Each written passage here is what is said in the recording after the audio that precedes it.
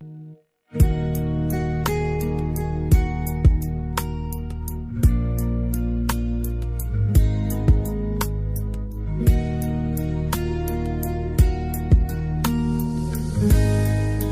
روزا یادم نمیره، دیوار خونه پر از پنجره بود، طاف و همسایه ما دریا بود، ستاره بود، منظره بود.